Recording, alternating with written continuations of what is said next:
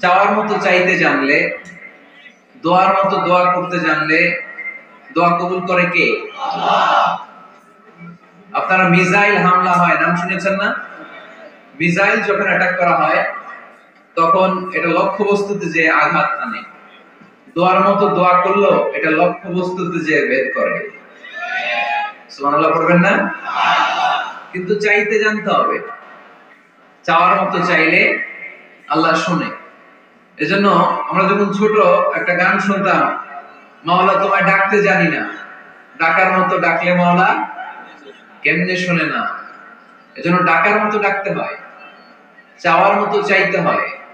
চাওয়ার মতো চাইলে তিনি শুনেন, তিনি আমাদের ফরিয়াদে সাড়া দেন, দেয়ার জন্য তিনি প্রস্তুত।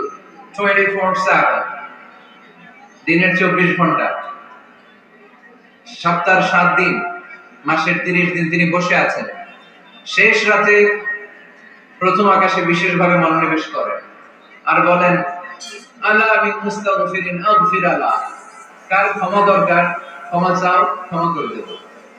আমাদের তো ক্ষমা টমার দরকার নেই, আমরা সবাই নিষ্পাপ।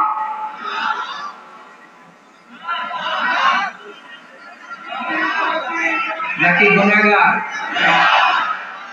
নাকি পাপী? শুধু পাপী না পাপীর ঘরের পাপী?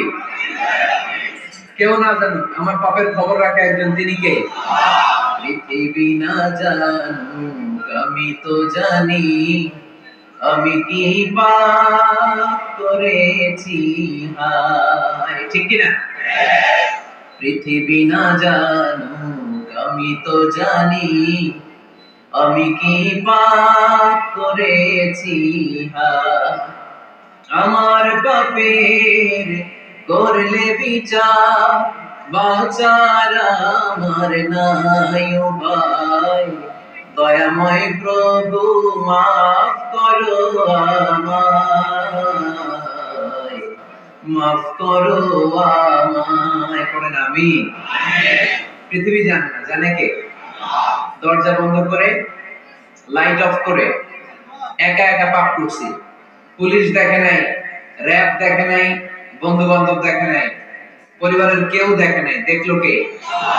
সবার চোখ ফাঁকি দেয়া গেলেও ফাঁকি দেয়া যায় না একজনের চোখ। চোখটা কার? তার চোখে কখনো ফাঁকি দেয়া যায় না। এজন্য আমরা সবাই পাপী, শুধু পাপী না, পাপীর ঘরের পাপী। 14 গোষ্ঠী আমাদের পাপী, তাই না? এজন্য আমাদের ক্ষমা চাওয়া উচিত খুব বেশি বেশি আল্লাহ তাআলার কাছে। আমরা সবাই পাপী, শেষ রাতে আল্লাহ ডাকে, কার পাপ আছে বলো, ক্ষমা চাও, ক্ষমা করে দেব। কে অন্যায় করেছো বলো, ক্ষমা চাও, ক্ষমা করে দেব। চোখের পানি ছেড়ে যদি ক্ষমা চাই, মাফ করে দেয় কে? চোখের পানির এত মর্যাদা, আল্লাহ এটাকে বড্ড পছন্দ করে। 2 ফোঁটা পানি আল্লাহর কাছে সবচেয়ে প্রিয়। কয় ফোঁটা? আজকে এই মেসেজটা নিয়ে যেতে হবে ঘরে। ফরিদপুরের ভাইরা, 2 ফোঁটা পানি রবের দরবারে খুব প্রিয়। আওয়াজ করে বলতে হবে, কয় ফোঁটা? 2টা। এক হলো জিহাদের ময়দানে শহীদের গা থেকে বেয়ে পড়া রক্তের ফোঁটা। আমরা শহীদ হতে চাই কি চাই না? শাহাদাতের তামান্না যদি কারো অন্তরে না থাকে, এটা কি মুমিন না মুনাফিক?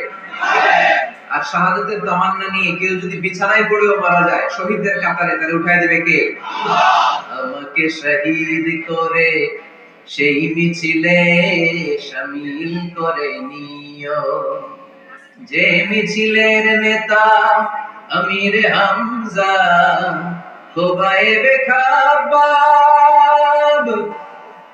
আল্লাহর কাছে ছিল অতি প্রিয়, শামিল করে নিও আমাকে শহীদ করে সেই মিছিলে শামিল করে নিও। পড়েন আমিন।